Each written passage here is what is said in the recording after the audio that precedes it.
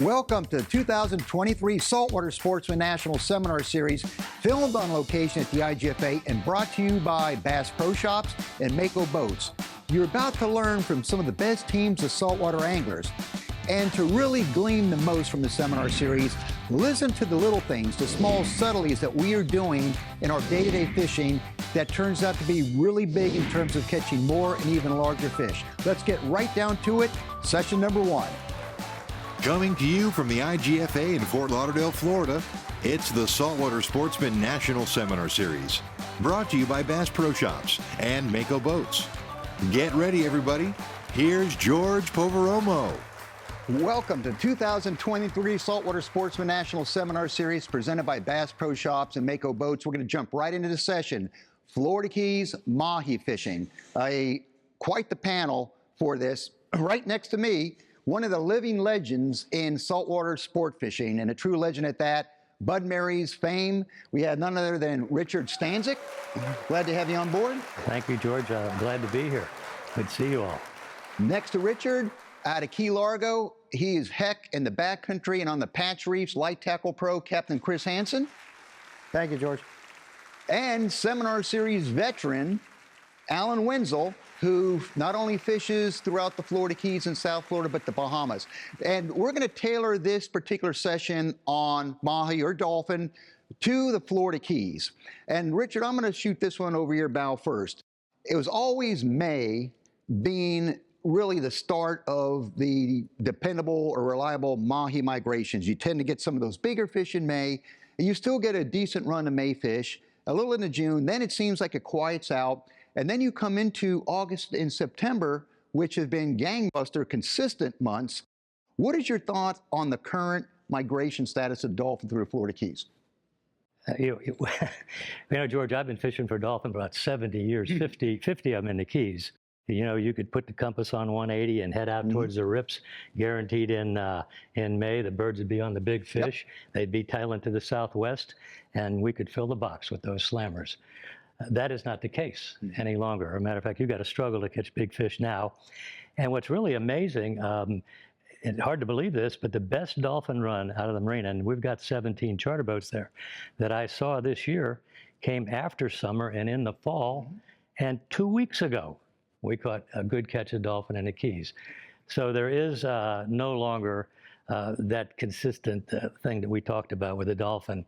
They're kind of almost there year-round to some degree, but not in great numbers. So I remember going out and in August when you had an 86 or 84 degree water temperature, that was like warm. Now you go out there, there's days it's 90 out there in August. It's brutal. There is one interesting thing, you know, having fished the Keys for so many years, not a lot of people realize this, but we used to catch a lot of big fish in March. And the reason being, we would travel sometimes 50 miles or 40 miles to the other side of the Gulf Stream in its axis, and the water was warmer on that side, and that was in March. If you want to catch a big fish, watch the birds, and they're going to be flying to the southwest, and there's not going to be a great number of birds. And the gaffers, the big gaffers, do the same thing. But as it gets warmer and warmer, the small school fish, as you know, they're always traveling to the east. So, you know, that's something to some degree that's still true. Oh, absolutely. Yeah. And now, Chris, what's your take out of Key Largo? You know, yeah, 400 to 600 feet. We're looking for the birds. We're looking for any kind of debris that's floating in the water and any kind of rip currents that we've got out there. And that's primarily where we'll find our dolphin. Alan, you're a veteran. You fish there a bunch. What do you know about trying to locate dolphin that you've not heard us talk about yet? We're looking for more weeds. Again, pallets, just like everybody else. But usually what you can't see a whole lot is just the little birds that are pecking at the weeds. Right, and at that point, that's what we look for. Back in the day, we used to, like you said, we used to go out. We could just sit there, right? Once we found a school, we would just be inundated, you know, with hundreds and hundreds of dolphin, right? We just cast some chuck bait, but that's about, you know, that's all we had to do to fill the box. Those dolphins still migrate in those hotter months. Like you get July, you know, June, July, and in that period there. If you're not getting them on top and you have that hot water surface temperature, in a lot of cases, we go on the drift. And we'll put some live baits down, 250, 300, trying to find the cooler water. Because from what I understood, that a lot of the fish, they're still pushing through, but they're down in that cooler water. If the bait's down there, those fish will be in there too, and that's a biggie. And Alan, hold your thoughts. We'll come back to a lot more tips right after this commercial break. We need to leave everybody in a cliffhanger. The Saltwater Sportsman National Seminar Series is brought to you by Simrad. Go with Simrad and go with confidence. Penn, let the battle begin. Ross, comprehensive oceanographic analysis for fishing. Mercury Outboards, go boldly. Angle, portable fridge freezers and high-performance coolers. George will be right back. Welcome back to the Saltwater Sportsman National Seminar Series from the IGFA in Fort Lauderdale, Florida. Brought to you by Bass Pro Shops and Mako Boats. Let's get right back to George. Welcome back to the Florida Keys Dolphin Seminar, the Saltwater Sportsman National Seminar Series presented by Bass Pro Shops and Mako Boats. And we're talking about dolphin tactics in the Florida Keys. And I had made a point that when the water surface temperatures really get hot, and we fish a lot of deep baits, and we've caught some nice bulls, you're a floating piece of debris, a couple live baits down, you chunk, a couple surface baits, and you go from there. What are maybe some of the offbeat tricks to catch Florida Keys Mahi that maybe some people don't really do? We've had a ballooning up of sargassum like's never been seen in history. So one of the interesting things about it, when you're going out today and you see a lot of weed, if you take your eyes and you look in the weed, a lot of times you'll notice a lot of fry and micro minnows. If you find weed with that kind of thing in it, that's the live weed. That's the stuff you want to stay around. A couple other thoughts about this that's interesting with respect, always got to be ready. In other words, we always put a spread out, one big bait, a couple of small baits, what have you. But for instance, if you can get live bait pilchers, of course, that's the best bait you're going to get to catch a dolphin. But a lot of times we just bring a box of squid. Well, what people don't realize, a lot of times they just hook the squid on and throw it, into the pack, and most times they're hungry enough to eat it. A lot of times these fish in today's world, they refuse a lot of stuff. So if you take your squid, hook it in the front, and give it some dynamics, so it's like swimming, and tease it a little bit, you're gonna do a lot better. Absolutely. And Chris, I'm going to ask you this question here about some of your June, July tactics when the fish are hard to come by, but I'm going to just dovetail on what Richard was saying. Birds are important. We locate them a lot by a radar. And when you're running a radar, people say, well, why do you always just keep a 2-mile limit, 3-mile limit? Some of these radars, you could go on out 8 or so miles, but they don't realize is that when you mark birds 2-3 miles out, you got to charge to them. And sometimes when you get out there beyond that, whatever was happening has gone. And those fish have pushed on. So you need to remain within striking zone that you can get up fast and get there. And if you're looking for birds and you come across a okay looking area, you spot troll. 2 flatline baits, drag them around to see what's happening. If you mark birds working on your radar, you could pick those baits up fast and just haul to the find. So it's trying to keep everything tight. Going back to Key Largo when it's tough in that June, July, what are some of your tricks to get Mahi? Live bait. We catch a lot of live bait in the summer months. And, when we find them, you throw a handful of live baits out if they come up. So you're going out doing a little live chumming to try to broadcast or liven up an area that way. If we're searching for them, we'll troll smaller baits, maybe 4 or 5 inch long, either little flat nose baits or little squid skirts.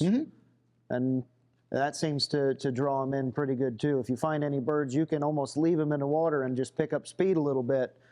Not all but I mean, you can get up to them quicker, and it seems to work real good. And also the other thing too is I've noticed that a lot of cases, and we've done this a good bit in Key Largo, when we decide let's do some deep drifts from bottom fish, and if the current all looks good, we'll throw it a ballyhoo on a spinner way out, and then lock it up, put it in the bow, and we'd be bottom fish, and all of a sudden you get scared. The drag's going, there's a dolphin. Just dragging them could make it happen that way too.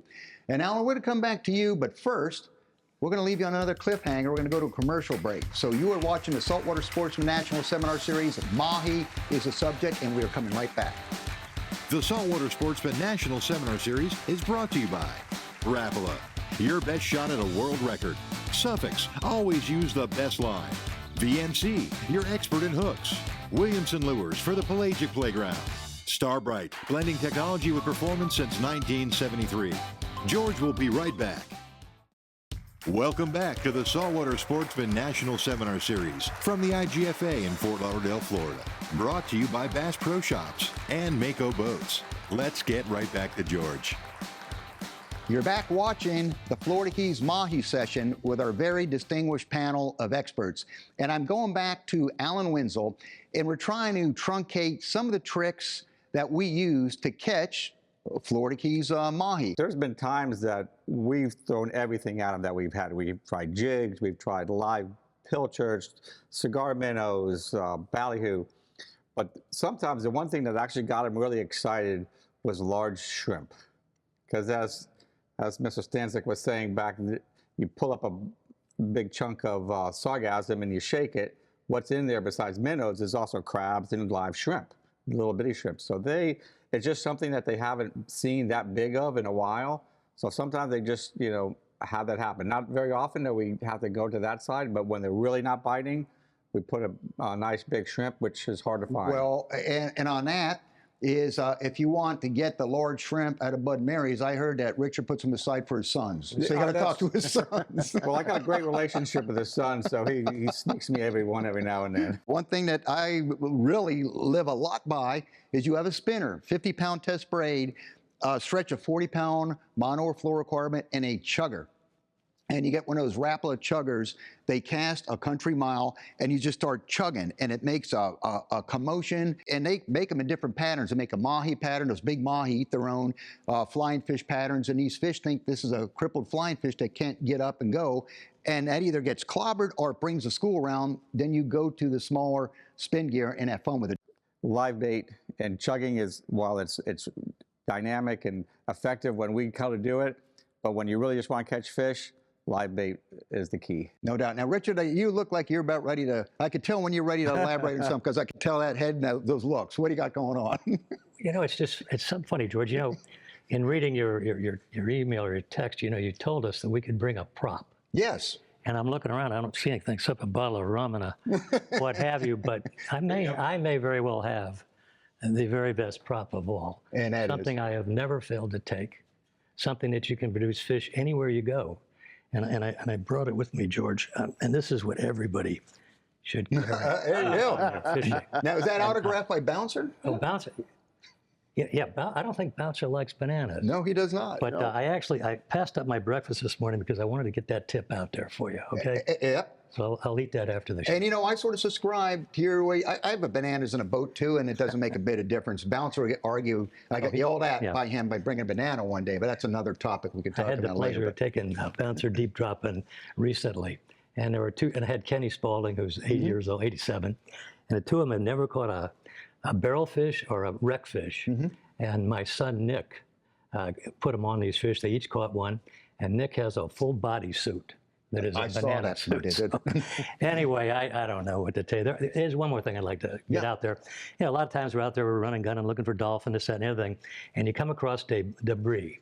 And something you might realize, you can have a lot of fun with this. There's a couple of extra fish that are in there. One can be what we call a weehoo, which are the small dolphin. So these fancy metal jigs that they use for deep dropping, you pull up there, drop that down, and you can produce some decent wahoo, 10, 12 pounders.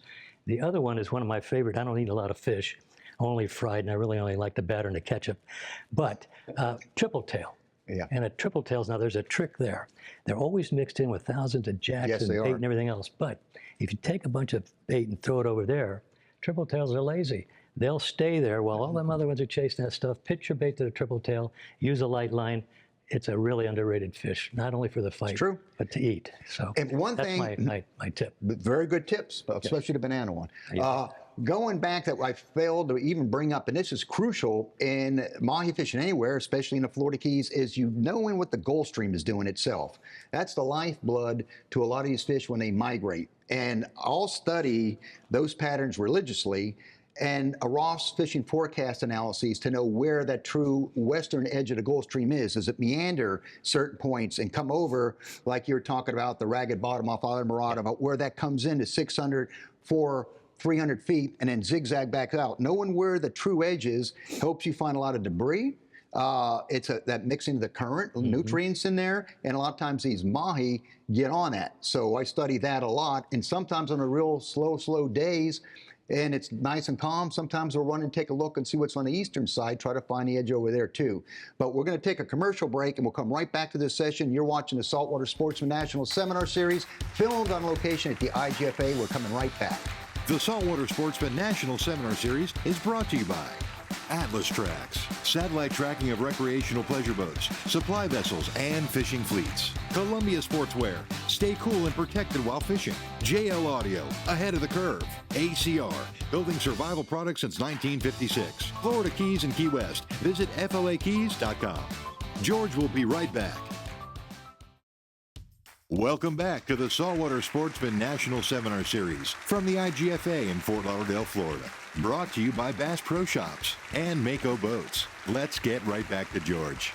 Welcome back to the Mahi session, the Florida Keys Mahi session, filmed on location at the IGFA and brought to you by Bass Pro Shops and Mako Boats. We're into the how-tos of Florida Keys dolphin fishing. And Richard, going back to what I talked about with the currents, the Gulf Stream, and meandering, what are the important factors in reading current or even water quality by looking at it is going to help somebody catch dolphin? Well, you know, there's a couple. The moon plays a factor in this. Well, that's And on exactly. certain Let's talk phase of the about moon, that. the currents will run harder. But in that broken bottom, you know what we're talking about out there, where you got these seamounts and what have you, these rips will form. And you know, a lot of people, there's several of them that run off Islamorada that are related to the various humps, all the way down to the west hump. So a lot of times, your bigger fish, another interesting thing. When the moon's full, I've always found that I catch bigger fish later in the day, like even when late in the day. Whereas if it's a dark moon, it's an early thing. But what happens with that harder current, these big fish come up and they kind of tail right on down, just like sailfish do on the edge. So, you know, when the current's running hard, your chances of catching a big fish are a lot better. If the current's running really hard and you want to catch smaller fish, stay out of that current and get outside of it or inside of it usually. Chris, you mentioned you're a live bait guy. And is it all, when you look for Mahi at a Key Largo, again in the bay boat, you mostly stay within that zone, or do you tend to run beyond 600 feet or more? Or do you feel that you're also playing bottom in this puzzle? If the weather is conducive to me running out there past 8,000 feet of water, then I'll go for sure. Like if it's a nice flat calm day and you can, you know, see for miles, it's definitely worth going out there and chasing the fish. Exactly. And Alan, I'm going to come to you now. Richard talked about moon. Wind direction. You know, when you get a little front coming in northwest, then you got an east versus southeast, what have you found most productive dolphin wind? I'm going to say obviously southeast, but what happens to those fish when it's northwest, do they shut down or what happens? Well, I think it's a lot like the moon phase as well. I mean, we've caught quality fish with a northeast wind, but it's really more when it comes out of the west. It seems that we have a little bit more of a problem, but east is really good, and that's really it seems like most of the direction since this climate change. We get a lot more east winds all throughout the year than southeast winds. Now, let me stop you on the east wind, and correct me if I'm wrong. Does the east wind tend to get better because it tends to push that blue water in closer? Does it bring the fish, or what's your... Probably, and also for us, because we're the Keys, remember how the Keys kind of takes the dog leg, you know, east to us is almost straight out, right? So east is a little bit more, not straight out. Well, you're talking about a hollover, we're going east to get out, but you start straight out as sure. it goes back. So it really does become a little bit more conducive to it. But yeah, you're right. East wind always brings in the new water. It's not so much the cooler water, but it brings in new water, which has all the nutrients in it. And Richard, I want this one answered too. As you go back, that we had learned that push of dolphin that gets August, September or so, people say, yeah, well, those are the fish starting to come back down. But then as they do these dolphin tagging studies, and some of these fishery biologists are saying they're not coming back down. It's just another fish, a push of fish coming up from the Caribbean, heading towards the north. And we always thought that they were coming back. What is your belief on that? And you got a minute to tell us. I'll trust the science, but there was definitely a big push in the fall, early fall, of big gaffers, and some of the best fishing takes place then. But one other thing, just quickly on that wind deal, the wind out of the east pushes against the Gulf Stream, and it causes a bigger swell. And a lot of big fish, big dolphin, they want to ride those swells. And if you stand in a tuna tower and watch, and you're looking at the birds, you'll see these fish right on the surface. So east-southeast are always the best wind for dolphin. Very, very good too. And so I guess they're just another push from the Caribbean going northbound is what we understand it now. So very interesting. How about one of the other things that I think is a theory of the later fish is we've been getting a lot of storms later in the year. And what happens is it keeps a lot of the commercial guys down in the South Caribbean at bay. Either their boats are maybe got damaged in the storm, but it doesn't allow them to fish. And we've been taking a lot of our reduced fish to the longliners, especially from the South American side. Commercial fishing is terrible for that. Well, that's a subject for another day, but we're getting ready to wrap this up. But I'm just going to end this one on you're talking when you get a lot more storms. Well, according to Andy Newman, Florida Keys PR, the Florida Keys don't get any storms. And on that note, I'm going to thank Captain Alan Wenzel, Captain Chris Hanson, and Richard Stanczyk for that session on Mahi. Hang in, we're coming back with a totally new session. There you have it. The Saltwater Sportsman National Seminar Series will be right back next week with a totally different episode. Remember, if you want a shot at winning a door prize, which is a fishing trip for me into the Florida Keys, and a super grand prize, which is a Mako 17 Pro Skiff powered by Mercury Outboard, go to nationalseminarseries.com and enter for your chance to win one of these two great door prizes.